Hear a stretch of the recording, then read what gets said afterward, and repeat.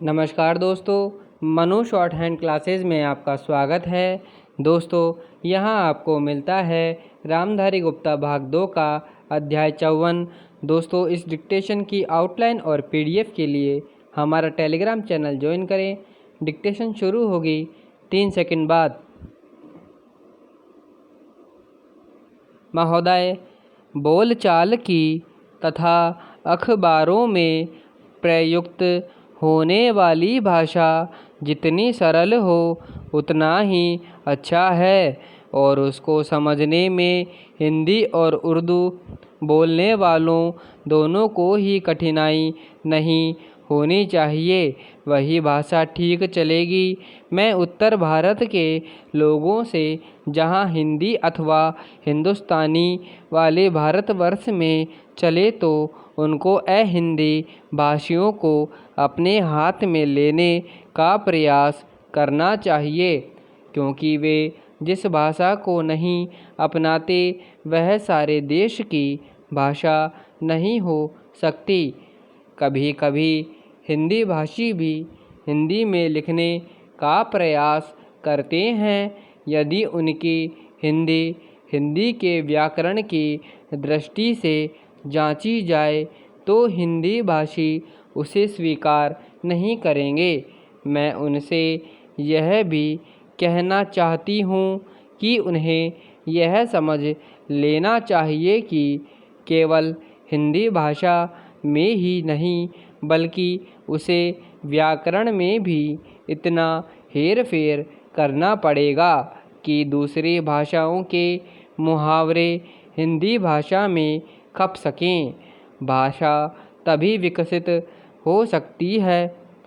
मैं आशा करता हूँ कि भाषा के इस प्रश्न को सांप्रदायिक रूप नहीं दिया जाएगा।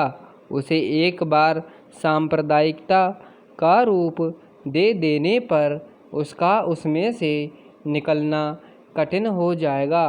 इसलिए आवश्यकता इस बात की है कि हम इस प्रश्न को सांप्रदायिकता से परे केवल एक भाषा के रूप में देखें। और भाषा का अर्थ यह है कि अपनी भावनाओं और अपने विचारों को उसी के द्वारा दूसरों तक पहुंचा सकें। यदि राष्ट्रभाषा ऐसी भाषा बना दी गई जिसे कुछ ही लोग समझें तो हमारी समस्या हल नहीं हो सकती। हमें संकीर्ण विचारों से दूर रहना चाहिए। भाषा के संबंध में विचार करते समय किसी एक राज्य की दृष्टि से नहीं बल्कि सारे देश की दृष्टि से विचार करना चाहिए और तभी भाषा को वह रूप प्राप्त होगा जिसका मैंने उल्लेख किया है। महात्मा गांधी देश में उस भाषा को चलाना चाहते थे जिसे वह कभी हिंदुस्तानी अथवा कभी हिंदी कहते थे। दोनों में कोई अंतर नहीं है। यदि ऐसी भाषा को जिसे सभी लोग समझ सकें हम हिंदी कहें या हिंदुस्तानी, उसमें कोई अंतर नहीं। मैं नहीं समझ पाता कि इसमें झगड़े की क्या बात है। एक दूसरा झगड़ा लिपि के बारे में भी है। हिंदुस्तानी, अरबी और नागरी दोनों लिपियों में लिखी जाती है।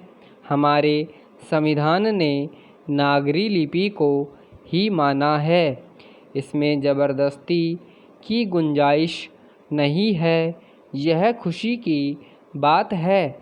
मगर हिंदुस्तान में जितने लोग बसते हैं हम उनके विचारों से अवगत होना चाहते हैं।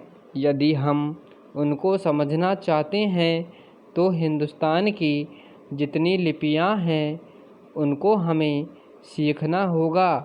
दक्षिण वालों को हिंदी भाषियों से यही शिकायत रही है कि वे तो हिंदी सीखते हैं पर हिंदी वाले दक्षिण की भाषा कभी नहीं सीखते।